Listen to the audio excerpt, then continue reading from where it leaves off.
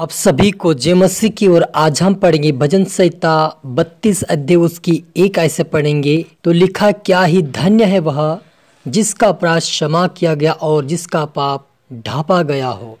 क्या ही धन्य है वह मनुष्य जिसके अधर्म का यहोवा लेखा ना ले और जिसके आत्मा में कपट ना हो। हालेलुया। मिलकर प्रार्थना करें। धन्यवाद स्वर्गीय पिता परमेश्वर, प्यार प्रभु जी, आज के वचन आज के कलाम से मेरे पिता भरीक से बातें कर प्रभु जी। जितने आपके बेटा बेटे आज का वचन देखे सुने प्रभु, उनको तो आशीष दे मेरे पिता, और आज के वचन के अनुसार उनको चला सिखा समझा और उनके पापों को प्रभु मिटा दे मेरे पिता। हर एक को हर एक प्रकार के पापों से निकाल प्रभु, आज़ाद करो। तेरे आत्मा तेरी प्रार्थना तेरे वचनों में मजबूत बना, सामर्थ शक्ति बल दे, हर काम सफल और आशीषित कर मेरे पिता। मैं तमाम को तेरे हाथ में सौंपता। मेरी ईश्वराज आप मेरे मुख से होकर बोले, पवित्र आत्मा जी मदद सहायता करिए। प्रार्थना दुआ यीशु तेरे बिठे पवित्र नाम से मांगते हैं, आमेन। तो मेरे अजीजों, हमने यहाँ पर पढ़ा भजन संहिता 32 अध्याय उसकी 1 ऐसे पढ़ा कि क्या ही धन्य है वह जिसका अपराध क्षमा किया गया और जिसका पाप ढांपा गया हो। क्या ही धन्य है वह मनुष्य जिसके अधर्म का लेखा ना ले और जिसकी आत्मा में कपट ना हो। जब मैं चुप रहा और तब दिन भर कराते कराते मेरी हड्डियां पिघल गई, क्योंकि रात दिन में तेरे हाथ के नीचे दबा रहा और मेरी तरावट धूपकाल किसी झुराहट बनती गई। जब मैंने अपना पाप तुझे प्रकट किया और अपना धर्म ना छिपाया और कहा मैं यहोवा के सामने अपराधों को मान लूँगा, तब तूने मेरे अधर्म और पाप को क्षमा कर दिया। हालेलुया। मेरे अजीजों, यहाँ पर दाऊद कहता है कि क्या ही धन्यवाद जिसका अपराध क्षमा किया गया और जिसका पाप ढांपा गया, और क्या ही धन्य वह जिससे वह मनुष्य जिसके अधर्म का यहोवा लेखा ना ले। हालेलुया। मेरे अजीजों, जब हम सच्चे मन पूरे दिल और आत्मा और सच्चाई से परमेश्वर के सम्मुख आते हैं, उसके सामने घुटने टेक कर उससे प्रार्थना करके हम क्षमा चाहते उससे माफ़ी मांगते हैं, तो यहोवा परमेश्वर हमारे पापों को क्षमा करता है, वह हमारा लेखा नहीं लेगा। हालेलुया। लेकिन यदि आप विश्वास करते हैं, परमेश्वर को मानते, लेकिन पश्चाताप नहीं करेंगे, अंगीकार नहीं करेंगे, क्षमा नहीं मांगेंगे, तो आपको कभी भी परमेश्वर आपको माफ़ नहीं करेगा, आपका लेखा लेगा, आपका जोखा लेगा। इसलिए आप परमेश्वर के पास आए हैं तो नम्र बने, दीन बने, अपने आप को परमेश्वर को समर्पित और सरेंडर करें और क्षमा मांगे, माफ़ी मांगे और उससे पश्चाताप और अंगीकार करें, ताकि परमेश्वर आपके पापों को क्षमा करे और आप परमेश्वर के लिए धर्मी बने जाए। हालेलुया।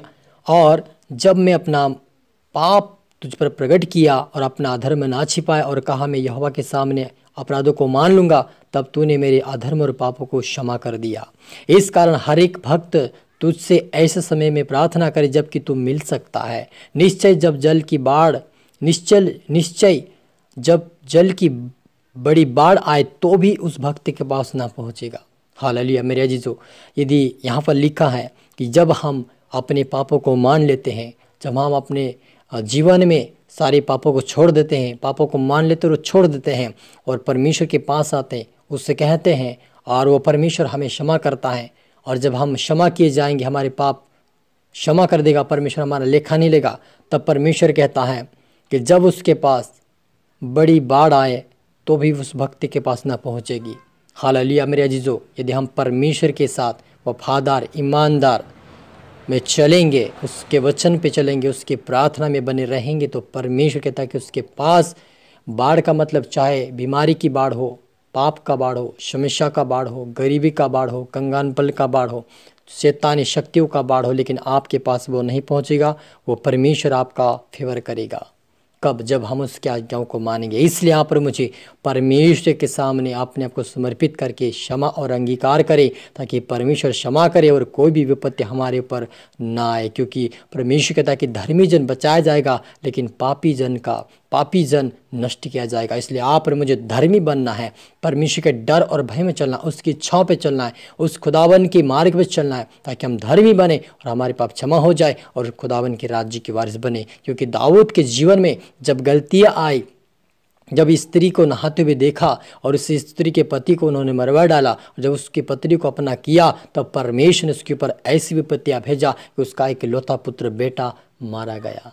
और तब दाऊद ने पश्चाताप अंगीकार करके कहा कि हे मेरे यहोवा, मैं तेरे विरुद्ध में पाप किया हूँ, मैं अधर्म का पाप किया हूँ, मैं आपके विरुद्ध में पाप किया हूँ, इसलिए मुझे माफ़ कर दे, मुझे क्षमा कर दे। अंगीकार करते करते परमेश्वर ने अंगीकार किया और ये भजन संहिता लिखता रहा, परमेश्वर की आराधना भक्ति करता रहा और उसको क्षमा किया परमेश्वर, और उसके द्वारा ही हमारे जीवन में हम देखते कि यीशु मसीह को भेजा, और ताकि आप पर मेरा पाप भी क्षमा हो जाए। और हम जिस समय दाऊद की तरह हम प्रार्थना करेंगे, घुटने टेक कर उससे पश्चाताप अंगीकार करेंगे, यहोवा क्षमा करेगा और अपने राज्य की वारिस बनाएगा।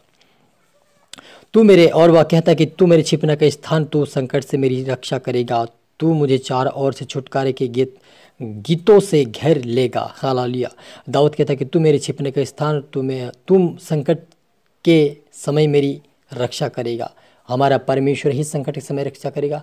जब समस्या आएगी, तकलीफ आएगी, गरीबी, भूखपल, भूस्खलन, भूखमरी, संकट, बीमारी जब आएगी, तब हमारे परमेश्वर ही रक्षा करेगा। जब हम अंगीकार करेंगे, प्रार्थना करेंगे, वचन के अनुसार चलेंगे, परमेश्वर आप और मेरी रक्षा करेगा और हमें उठाएगा, हमें ब्लेस करेगा और हमें तृप्त करेगा। हालेलुया। मिलकर प्रार्थना करें।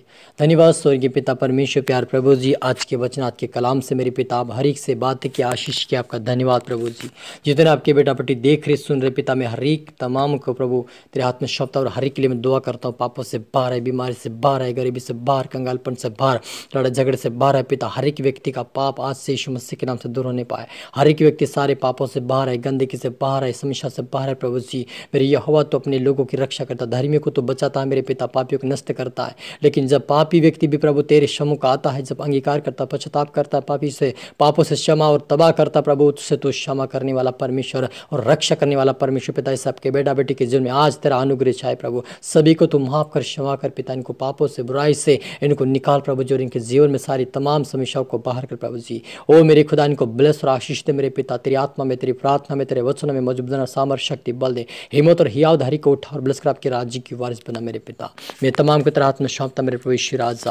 प्रार्थना सुना, आशीष किया, धन्यवाद मेरे पिता। प्रार्थना दुआ यीशु तेरे मीठे मधुर नाम से मांगते हैं, आमीन। तो मेरे जीजू, मैं आशा करता हूं वचन से प्रभु आपसे बात किया होगा। अब इसको दोबारा सुने, लाइक करें, शेयर करें, सब्सक्राइब करता कि प्रभु आपको दोगुनी आशीष दे। और आप सभी को फिर से मेरी तरफ से गॉड ब्लेस यू ऑल, और सभी को जय मसीह की, और सभी को सी यू अगेन।